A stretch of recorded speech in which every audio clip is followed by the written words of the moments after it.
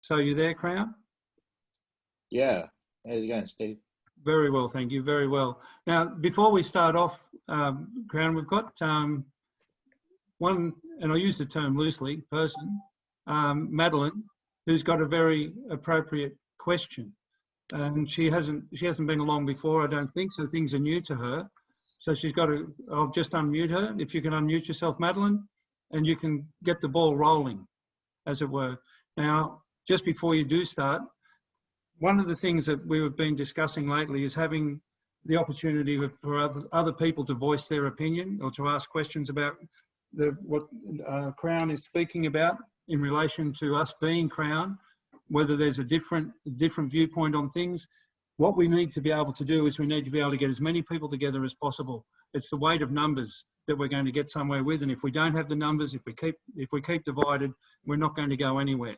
So tonight, we want to, Crown's going to be talking about the birth certificate, but initially, after Madeline's question, what we might do is look for people who have got something to say. But what we're talking about is, this is my solution. This is what I've learned. This is what I've worked out.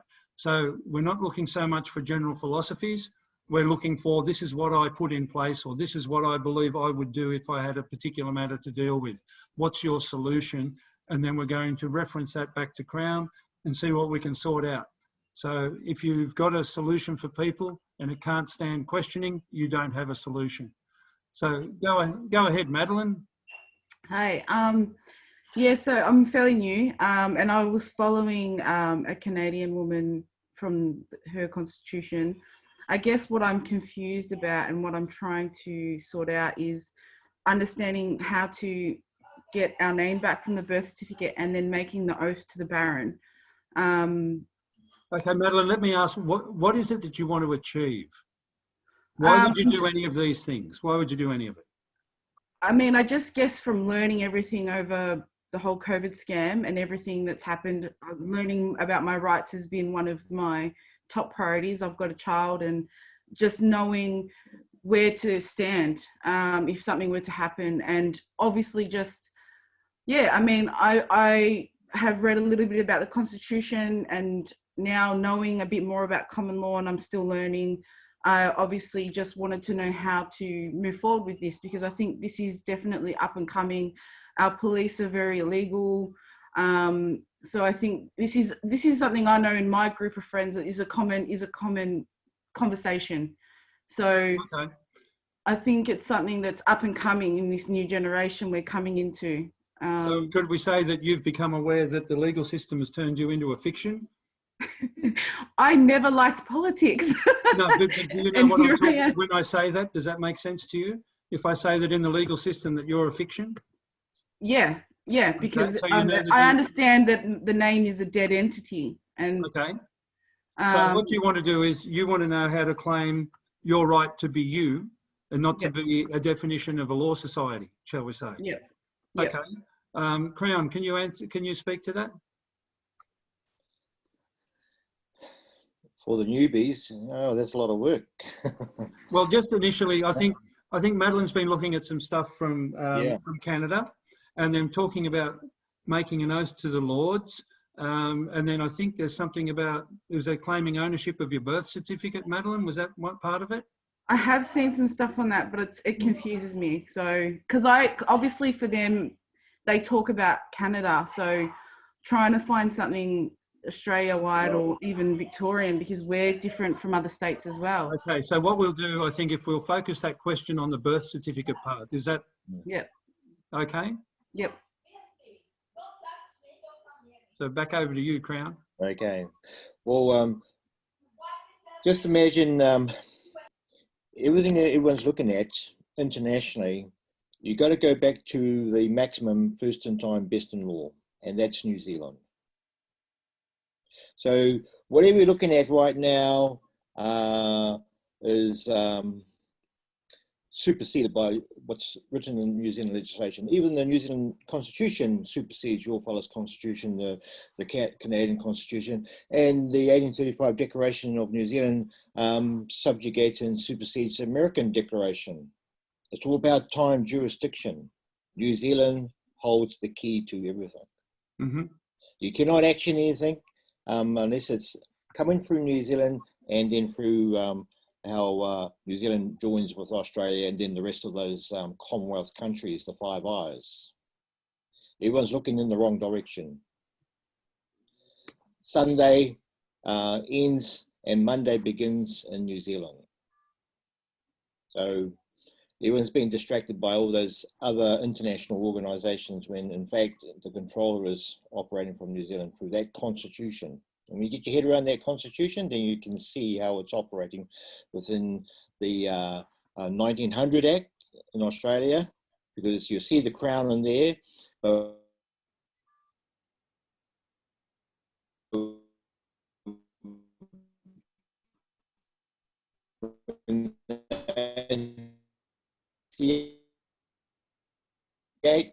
1986, and it's very similar to the Australian Act, and you'll see the sovereign in there. So yeah, that's my advice there. Look at what's in New Zealand. That's why we're presenting information that you can cross-reference to what's available and what's hidden in Australian legislation. What doesn't help you guys, you got a Commonwealth, federal, and then you got individual state law, and that just makes it very confusing for you guys.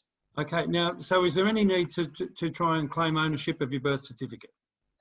The ownership is about taking control. Well, it's how to take ownership of the name on the birth certificate.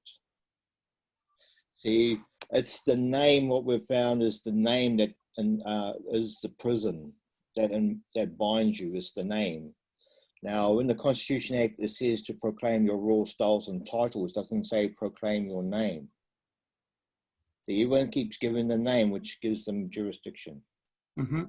But the name, what the name represents, is understand what the name entails too, and all its derivatives, which is really about the sovereignty in the land that everyone's fighting for. They already have it by using the name, but you're not the name.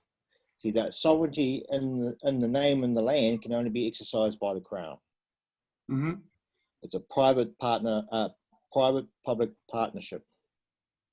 It's a split title, Crown and Sovereign. The name represents the sovereign, and the sovereignty is only exercisable by the Crown. Okay. So how do we take control of that name? Yeah, process, yeah. We had to go and look at the Crown copyright, because all of this legislation is coming out of the King James Bible, which is under patent for a Crown copyright.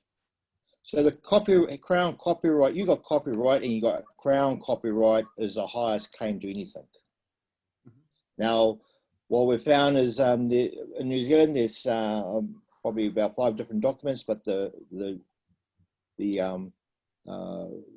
document RG9 that the hospital fills in within the 48 hours that nobody knew about, it has no name on it.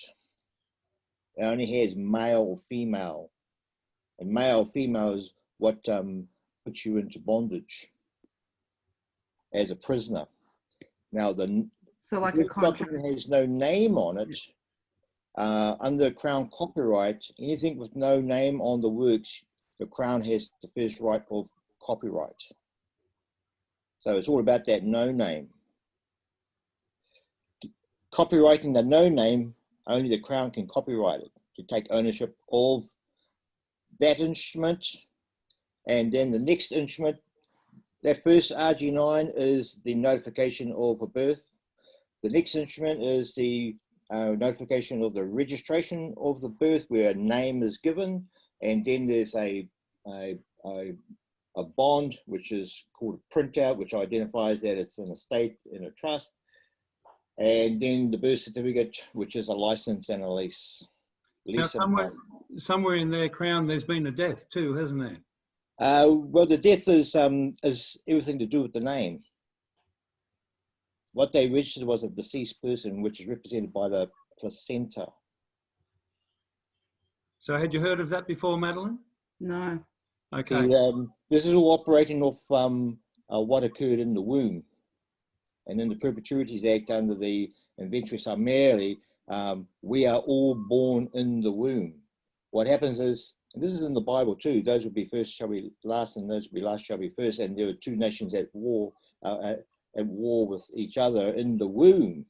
We're talking about the placenta and the fetus. The placenta was the firstborn and joined through the umbilical cord to the fetus. One gave life to the other, so the elder shall look after the younger. And but when we were born in the womb and then we're birthed, then the roles reversed. So if you've ever gone through childbirth, they call it the crown birthing. The whole event is all about the crown appearing. And the doctor proclaims, here comes the crown.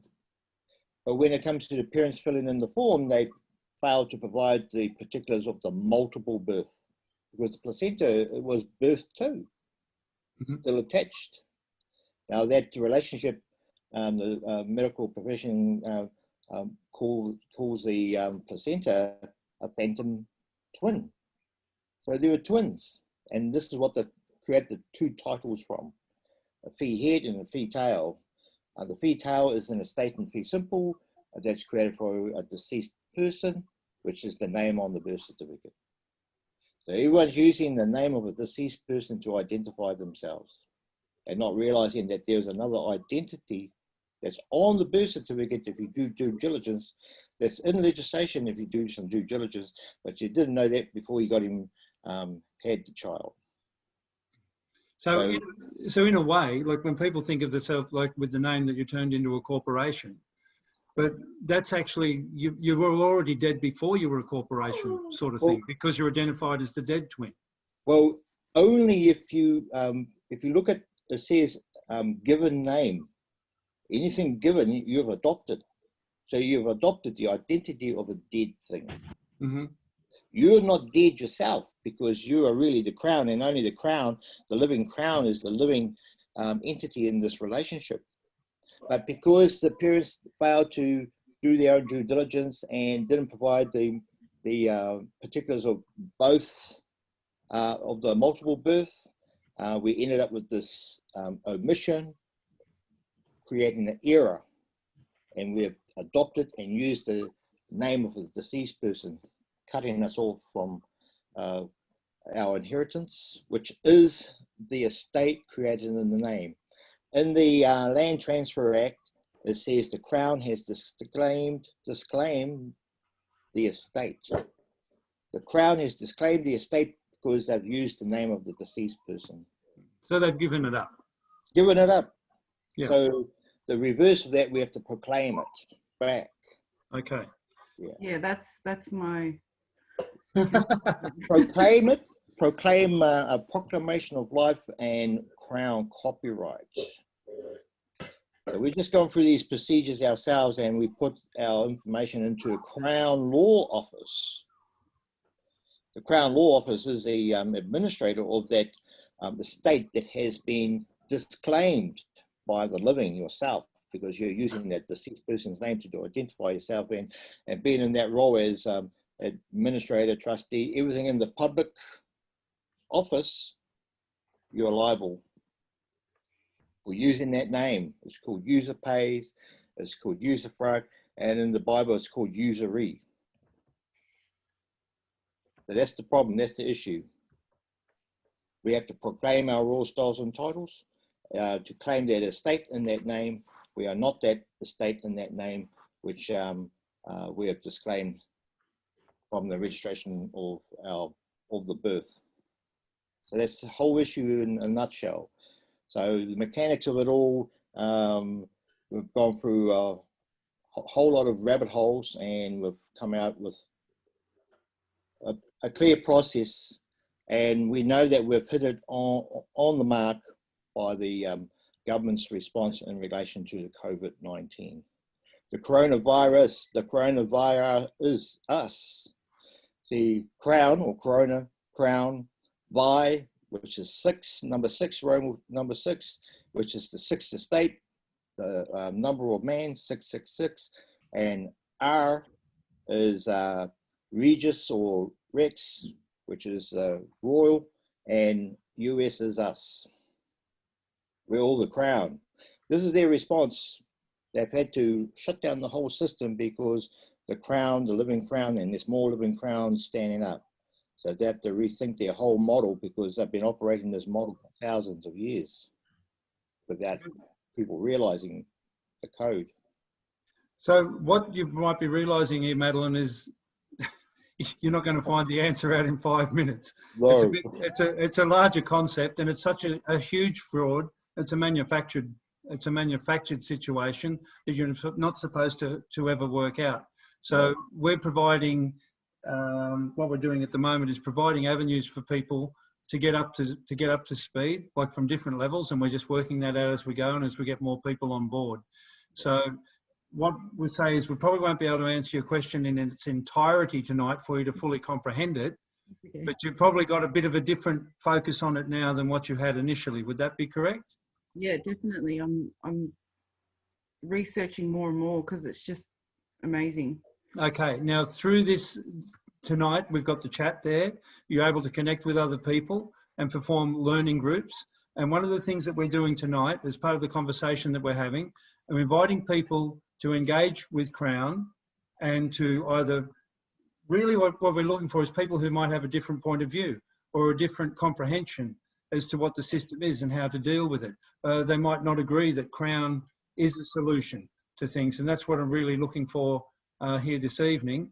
As far as you're concerned with the other people, you wouldn't be on your own, about the birth certificate and what you do there, as far as not being identified as a dead entity and not contracting in when you don't want to, we can connect you up with other people that way so you can have conversations about it, because it's something that you've got to become familiar with. It's not like it does your head in, first off. How long, we just ask, when did, and I don't want to be rude or condescending or anything, but when did you wake up?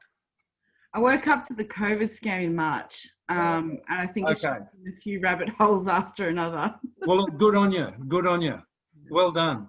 And, well, it's a lot more down that hole than a rabbit, I'll tell you. So that's all good. As I'm finding out. Okay. Thank you so much, and you're welcome to ask questions later on.